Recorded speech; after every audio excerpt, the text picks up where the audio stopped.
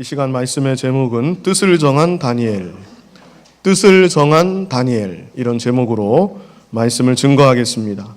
오늘 본문에는 정말 불행한 일을 당한 네 소년들이 등장합니다.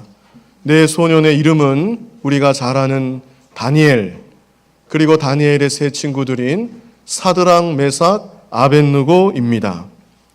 이 네 사람은 너무나도 암울한 시대에 태어나서 자라났습니다. 그러나 이들은 하나님만을 바라보며 믿음을 지켰습니다. 그래서 그 결과 하나님의 기적적인 도우심으로 어둡고 절망적인 상황 가운데도 오히려 더욱 환하게 빛을 발하는 별과 같은 사람들이 되었습니다. 이 시간 본문 말씀을 크게 세 부분으로 나누어서 증거하겠습니다.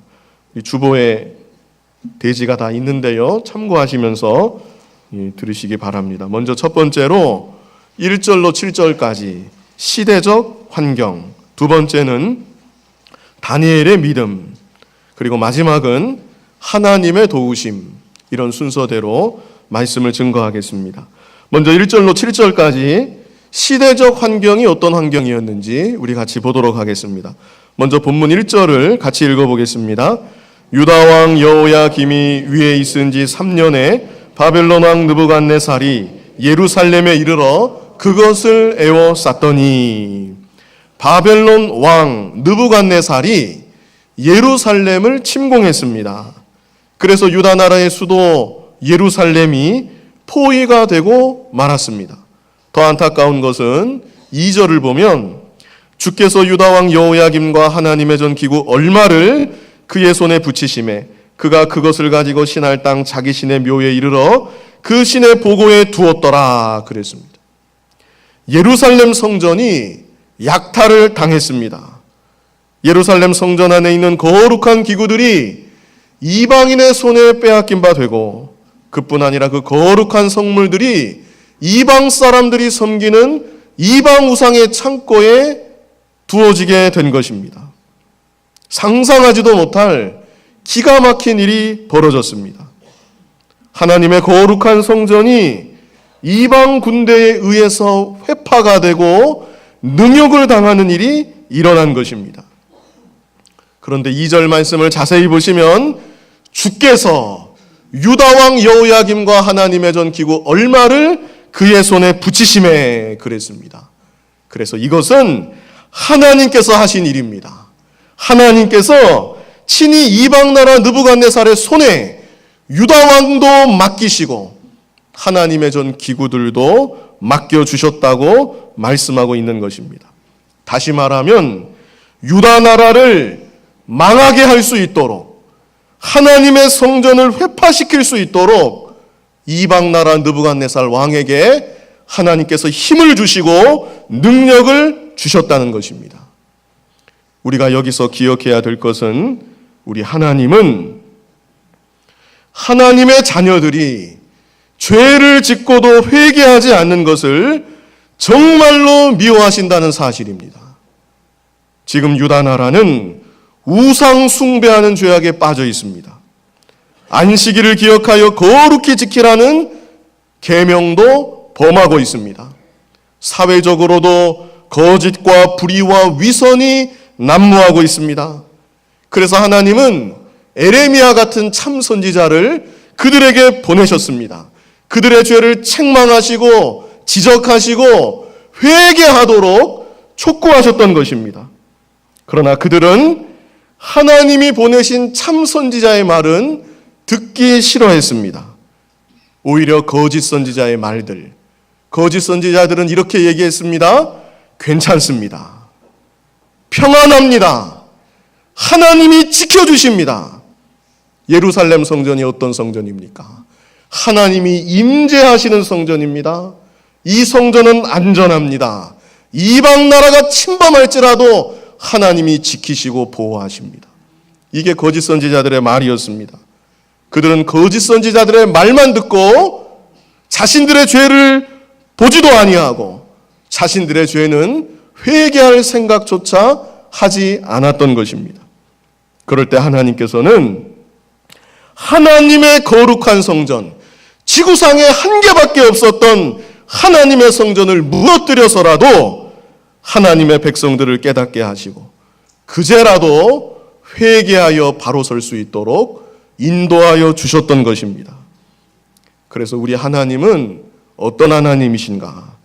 하나님의 거룩한 성전이 능욕을 당하고 완전히 무너지는 것보다 하나님의 백성들이 회개하지 않는 것을 더욱 싫어하시고 심각하게 생각하시는 우리 아버지 하나님이신 것입니다.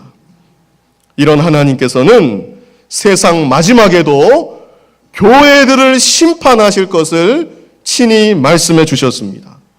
세속화된 교회들, 회개할 줄 모르는 교회들을 심판하실 것을 친히 말씀해 주신 것입니다. 베드로전서 4장 17절로 18절 말씀 우리 같이 읽어보겠습니다. 하나님 집에서 심판을 시작할 때가 되었나니 만일 우리에게 먼저 하면 하나님의 복음을 순종치 아니하는 자들의 그 마지막이 어떠하며 또 의인이 겨우 구원을 얻으면 경건치 아니한 자와 죄인이 어디 서리요. 아멘.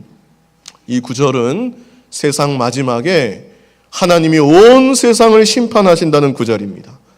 그러나 그것만 있는 것이 아니고 온 세상을 심판하시기 전에 하나님의 집, 하나님의 교회부터 심판하실 것을 친히 말씀해 주신 것입니다.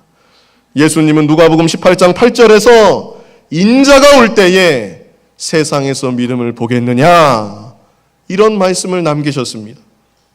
믿는다는 사람들은 많지만 교회들은 많이 있지만 예수님 다시 오실 때 참된 믿음을 내가 찾아볼 수 있겠느냐 이런 말씀을 남기셨던 것입니다. 그러므로 저와 여러분은 교회에 속해 있다는 것에만 안심하면 안 됩니다. 신자라는 이름이 붙어 있는 것에만 만족하면 안 됩니다. 하나님의 말씀에 내 자신을 비추어서 말씀에 도달하지 못한 나의 모습을 철저히 회개하며 살아가야 합니다. 점점 더 죄악으로 물들어가는 이 세상에서 하나님의 자녀답게 실제로 믿음을 지키고 실제로 말씀을 순종하고 거룩하게 구별된 삶을 우리가 살아갈 수 있어야 되는 것입니다. 다시 본론으로 돌아가서 다니엘과 세 친구들은 거의 최악의 시대적 환경을 만났습니다. 그들의 눈앞에서 상상하지도 못할 하나님의 거룩한 성전이 무너져 내리는 겁니다. 하나님의 성전 안에는 아무나 함부로 들어갈 수도 없었습니다. 다윗 시대 하나님의 언약궤를 수레에 실어서 운반하던 때가 있었죠. 그런 일이 있었습니다. 그때 웃사라는 사람이 덜컹대는 그 언약궤를 붙잡으려 하다가 그 자리에서 즉사한 일도 있었습니다. 그런데 이방 나라 군대가 하나님의 성전 안에 들어가서 하나님의 성전 기명대를 잡아 떼는데도 아무런 일이 벌어지지 않습니다. 하나님의 성전이 무너져 내리는 것입니다. 수많은 하나님의 백성들은 사륙을 당합니다. 그들 가운데는 다니엘과 세 친구들과 가까운 사람들, 그들의 일가 친척도 포함이 되어 있었을 것입니다. 성인이 아직 되지 않은 나이에 일생 뇌리에서 잊혀지지 않을 충격적인 일을 경험하게 된 것입니다. 그런데 이런 와중에 이 네 소녀는 뜻하지 않았던 또 다른 일을 경험하게 됩니다. 본문 3절로 7절 우리 뜻을 생각하면서 같이 읽어보겠습니다. 왕이 환관장 아스부나스에게 명하여 이스라엘 자손 중에서 왕족과 귀족의 몇 사람 곧 흠이 없고 아름다우며 모든 재주를 통달하며 지식이 구비하며 학문에 익숙하여 왕궁에 모실 만한 소년을 데려오게 하였고 그들에게 갈대아 사람의 학문과 방언을 가르치게 하였고 또 왕이 지정하여 자기의 진미와 자기의 마시는 포도주에서 그들의 날마다 쓸 것을 주어 3년을 기르게 하였으니 이는 그 후에 그들로 왕의 앞에 모셔서게 하려 함이었더라. 그들 중에 유다 자손 곧 다니엘과 하나냐와 미사엘과 아사랴가 있었더니 환관장이 그들의 이름을 고쳐 다니엘은 벨드사살이라 하고 하나냐는 사드락이라 하고 미사엘은 메삭이라 하고 아사랴는 아벳느고라 하였더라. 아멘. 당시 바벨론의 느부갓네살 왕은 제국을 확장시키는 과정에서 적극적인 인재 등용 정책을 폈습니다. 정복한 나라의 백성들일지라도 그들 가운데 나이가 어린 사람들, 우수한 사람들 특별히 가려서 선발했습니다. 그리고 그들을 바벨론 왕궁으로 들여서 극진하게 대접했습니다. 왕의 진미를 주고 포도주를 주고 그뿐 아니라 각종 학문과 방언을 가르쳐서 기르도록 한 것입니다. 3년 동안 특별 대접을 하고 잘 교육하고 그 다음에는 왕 앞에 서서 실력을 테스트하고 바벨론 제국의 주요한 요직에 등용될 수 있도록 길을 열어준 것입니다. 그런데 이 가운데 다니엘과 세 친구들이 뽑힌 것입니다.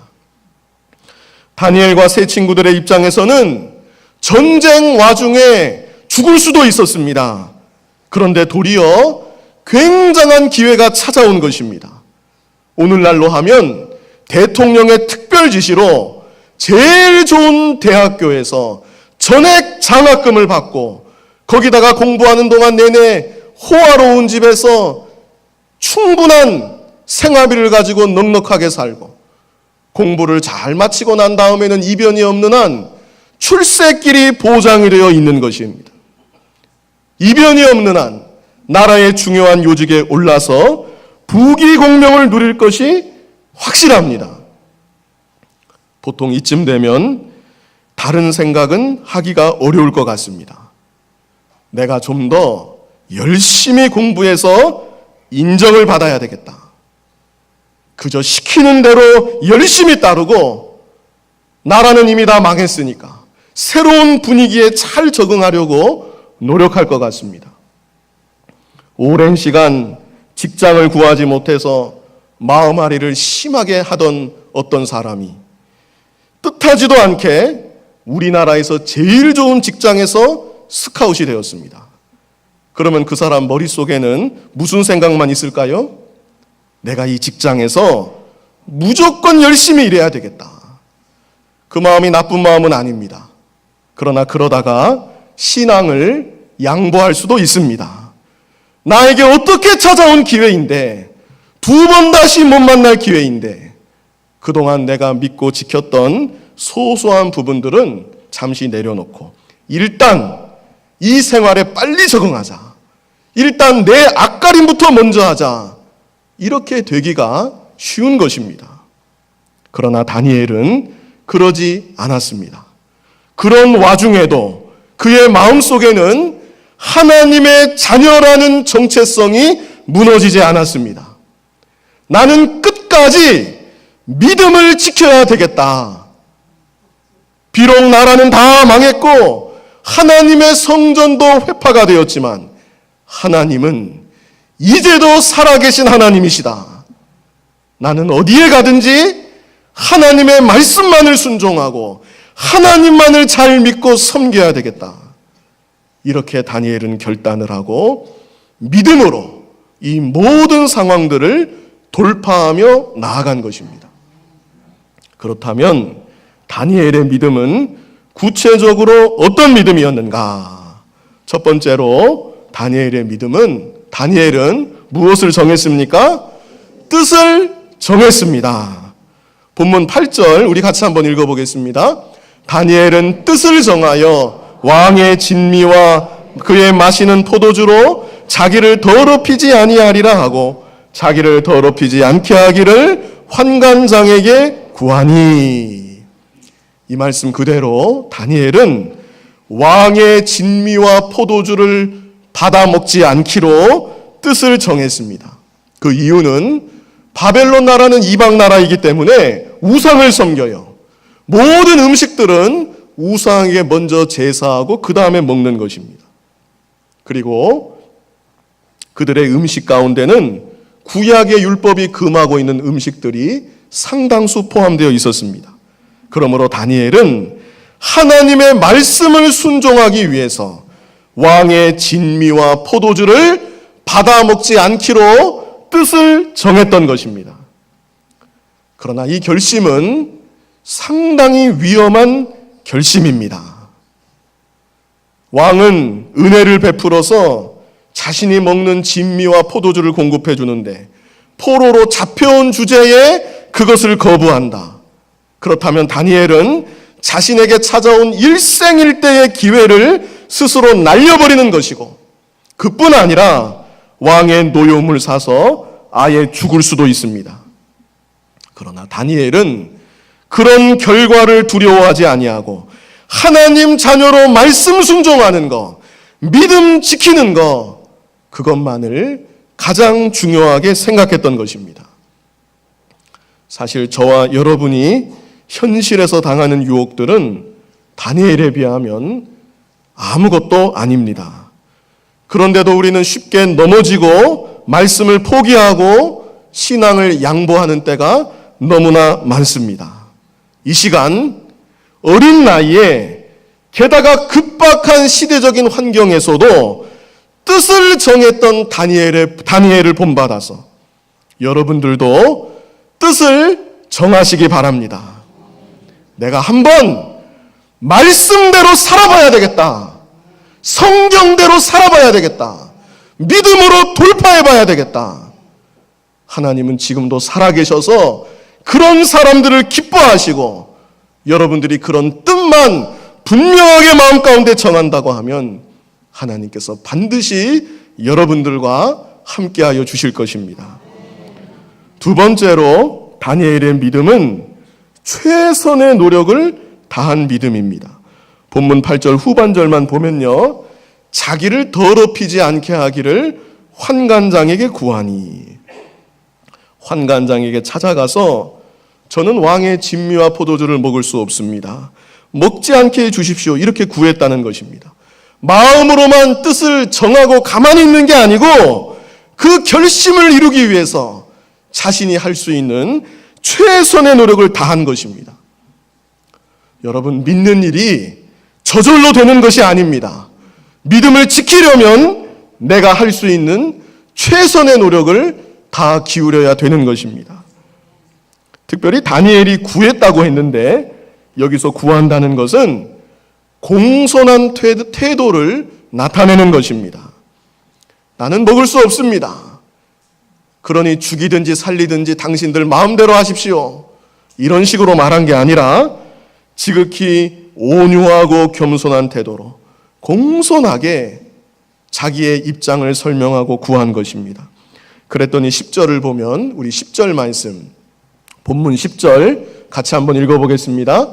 환관장이 다니엘에게 이르되 내가 내 주 왕을 두려워하노라. 그가 너희 먹을 것과 너희 마실 것을 지정하셨거늘 너희의 얼굴이 초췌하여 동무 소년들만 못한 것을 그로 보시게 할 것이 무엇이냐. 그렇게 되면 너희 까닭에 내 머리가 왕 앞에서 위태하게 되리라 하니라. 일단 환관장이 다니엘의 말을 듣기는 들었어요. 그런데 문제는 다니엘의 요청을 들어주지는 않았습니다.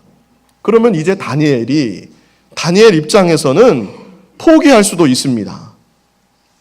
나도 할 만큼 했다. 그래도 하나님이 길을 열어주지 아니하시는구나. 그러면 이제 그냥 받아 먹자. 다니엘이 그럴 수도 있는데 다니엘은 여기서 포기하지 않고 한 번 더 자신이 할 수 있는 최선의 노력을 다했습니다. 본문 11절로 13절 같이 한번 읽어보겠습니다. 환관장이 세워 다니엘과 하나냐와 미사엘과 아사랴를 감독하게 한 자에게 다니엘이 말하되 청하오니 당신의 종들을 열흘 동안 시험하여 채식을 주어 먹게 하고 물을 주어 마시게 한 후에 당신 앞에서 우리의 얼굴과 왕의 진미를 먹는 소년들의 얼굴을 비교하여 보아서 보이는 대로 종들에게 처분하소서 하매. 이제는 다니엘이 환관장 밑에 있는 자신들을 직접 관리하는 감독자에게 찾아갔습니다. 그리고 그 사람에게 또다시 우리가 읽은 말씀처럼 공손하게 청했던 것입니다. 여기에서도 12절에 청하오니 한 것은 마찬가지로 온유하고 겸손한 태도로 공손하게 부탁을 한 것을 말합니다. 여기에서 우리가 배울 것이 참 많습니다. 먼저는 다니엘이 뜻을 정했다는 것. 뜻을 정한 다음에 믿음을 지키기 위해서 끝까지 포기하지 않고 자신이 할 수 있는 최선의 노력을 다했다는 것. 이것을 우리가 먼저는 배워야 합니다.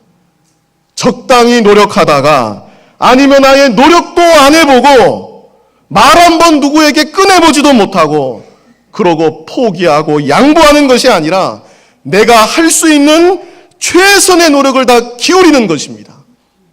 그러면 하나님이 반드시 길을 열어주십니다.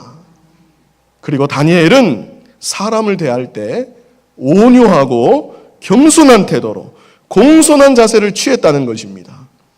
오늘날 예수 믿는다는 사람들이 자기 믿음 지키는 것은 좋은데 불손한 거, 예의를 모르는 거, 그것은 잘못된 것입니다. 가령 술자리에서 나야 내 믿음 지키니까 술을 마시지 않지만 안 믿는 사람 입장에서는 괜히 끼어들어서 분위기만 산통 다 깨버리는 겁니다. 그 사람들 분위기에 휩쓸려서 같이 마시면 그것은 아주 잘못된 것이고 마시지는 말되 최대한 온유하고 겸손한 태도로 자신의 신앙을 고백하고 정중하게 사용할 수 있어야 그것이 잘하는 일입니다. 그런데 다니엘은 어린 나이에 이런 두 가지 면을 다 갖추고 있었습니다. 하나님 앞에서는 확고부동하게 뜻을 정해서 하나님의 계명을 순종하기로 결심하고 사람 앞에서는 자신의 위치를 알아서 공손하게 온유하고 겸손한 태도로 대했던 것입니다. 이제 세 번째로 다니엘의 믿음은 전능하신 하나님께서 도와주실 것을 믿은 것입니다. 본문 12절로 13절을 다시 보면요. 청하오니 당신의 종들을 열흘 동안 시험하여 채식을 주어 먹게 하고 물을 주어 마시게 한 후에 당신 앞에서 우리의 얼굴과 왕의 진미를 먹는 소년들의 얼굴을 비교하여 보아서 보이는 대로 종들에게 처분하소서. 다니엘이 왜 이 말을 했을까요? 만약에 열흘 동안 시험해서 결과가 좋지 않으면 그때는 왕의 진미와 포도주를 먹으려고 이런 얘기를 했을까요? 그럴 리가 없습니다. 다니엘이 이 말을 한 것은 전능하신 하나님께서 도와주실 것을 믿은 것입니다. 내가 이렇게 뜻을 정하고 믿음 지키려고 최선의 노력을 다하는데 살아계신 하나님께서 반드시 도와주신다. 하나님이 반드시 나의 앞길을 열어서 인도하여 주실 것이다. 다니엘이 이것을 믿은 것입니다.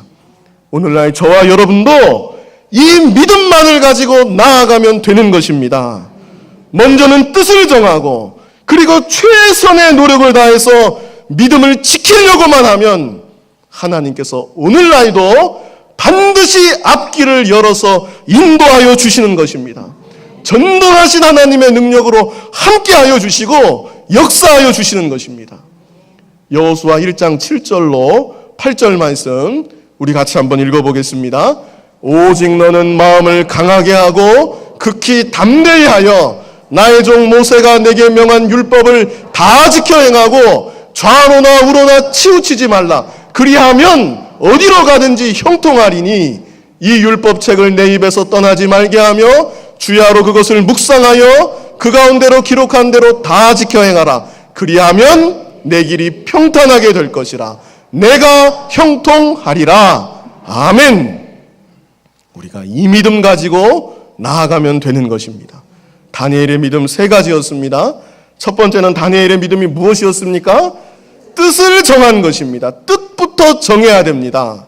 그리고 두 번째는 믿음을 지키기 위해서 최선의 노력을 다하는 겁니다. 마지막 세 번째는 그런 가운데 전능하신 하나님이 나를 도와주신다. 우리도 이 믿음 갖고 나아가면 됩니다.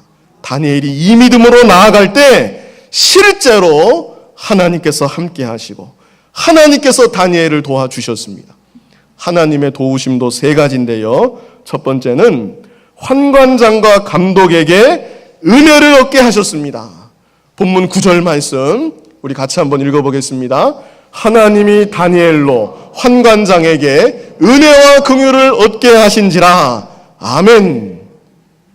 이게 참 대단한 일입니다.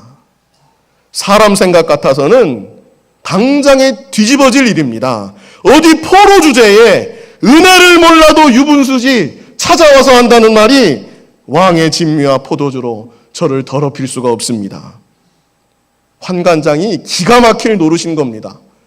환관장이 여기서 약간만 보태서 왕에게 보고하면 당장의 사형감입니다.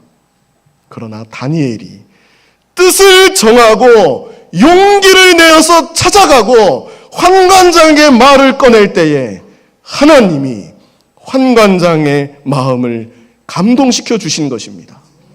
다니엘의 말을 진지하게 들을 수 있도록, 인격적으로 다니엘을 대할 수 있도록 하나님이 친히 역사하여 주신 것입니다. 그래서 우리가 10절 아까 보았지만 환관장이 자기 입장을 다 설명해요. 포로한테. 나는 왕이 두렵다.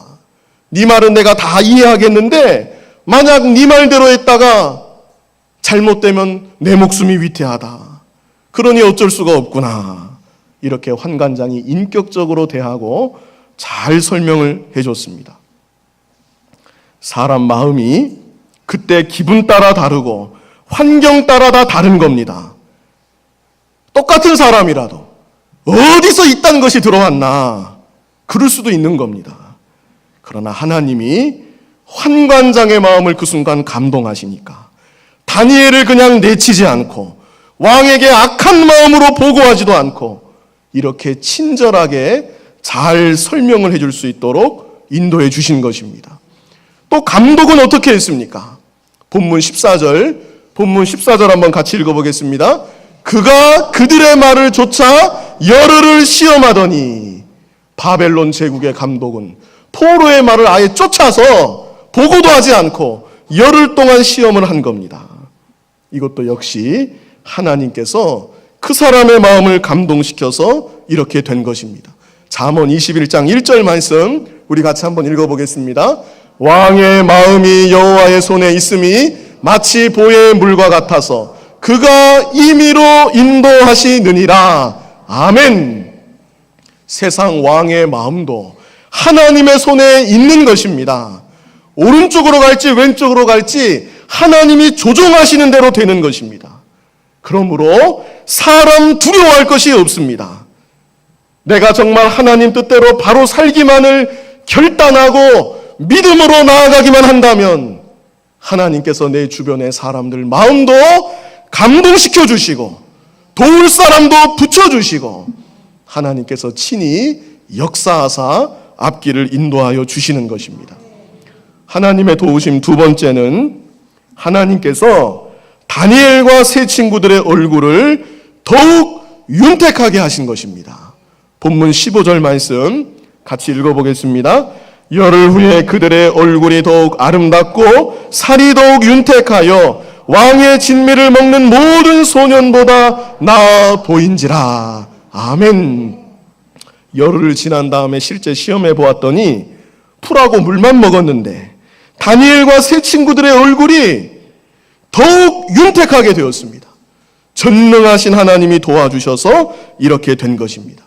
그래서 그 결과 또 어떻게 되었는가? 16절 같이 한번 읽어보겠습니다. 이러므로 감독하는 자가 그들에게 분정된 진미와 마실 포도주를 제하고 채식을 주니라. 아멘. 얼마나 통쾌한 일입니까? 시험은 며칠 시험이었습니까?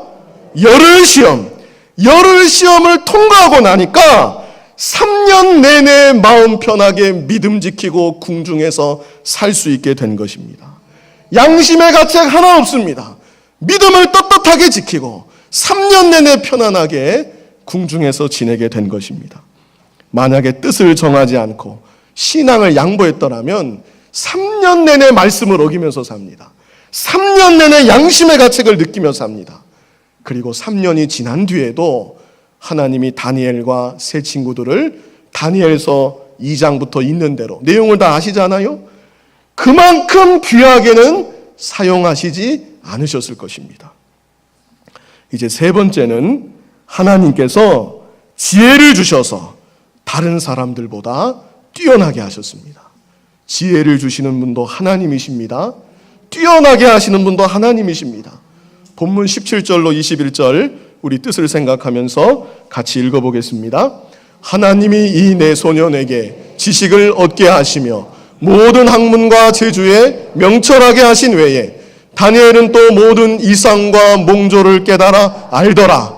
왕의 명한 바 그들을 불러들일 기한이 찼으므로 환관장이 그들을 데리고 느부갓네살 앞으로 들어갔더니 왕이 그들과 말하여 보매 무리 중에 다니엘과 하나냐와 미사엘과 아사랴와 같은 자 없으므로 그들로 왕 앞에 모시게 하고 왕이 그들에게 모든 일을 묻는 중에 그 지혜와 총명이 온 나라 박수와 술객보다 10배나 나은 줄을 아니라 다니엘은 고레스 왕 원년까지 있으니라. 아멘.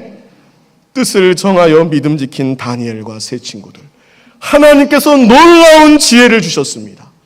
하나님께서 그들을 높여주셨습니다. 월등한 지혜를 주셔서 귀하게 쓰임받을 수 있도록 인도하여 주신 것입니다. 오늘날 이 시대를 바라볼 때 육신적으로는 평안한지 모르지만 영적으로는 얼마나 피폐한 이 세상인지 모릅니다. 바벨론 나라에 점령당한 유대 나라처럼 예루살렘 성전이 다 회파되어 능욕당한 것처럼 이 세상이 죄악으로 가득하고 교회는 점점 세속화되고 신자들은 거룩한 빛을 점점 잃어가고 있습니다. 믿는 사람들이나 믿지 않는 사람들이나 아무런 구별이 없이 세상의 음란방탕 쾌락에 다 도취가 되어서 정신을 잃어가는 이 시대가 되었습니다. 이러한 때 하나님께서는 다니엘과 같은 사람을 간절히 찾고 계십니다. 유다 나라는 결국 망했지만 하나님의 성전은 다 회파되어서 모든 것이 끝장난 것처럼 보였지만 하나님께서는 뜻을 정한 어린 소년들 다니엘과 세 친구들을 높이 드시고 특별히 다니엘을 통해서 하나님의 원대한 구원 역사를 계속해서 이루어 가시는 것입니다. 오늘날 저와 여러분이 이 시대에 다니엘과 같은 믿음의 사람이 되면 좋겠습니다. 우리의 자라나는 자녀들이 다니엘과 같은 사람이 되면 좋겠습니다. 세상의 죄악으로 더불어서 구별 없이 먹고 사는 것이 아니라 신자라는 딱지만 붙이고 사는 것이 아니라 뜻을 정하는 사람, 내가 한번 이 세상 말씀대로 살아봐야 되겠다. 성경대로 순종해봐야 되겠다.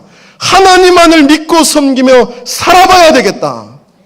이런 사람들을 하나님은 지금 이 순간도 찾으십니다.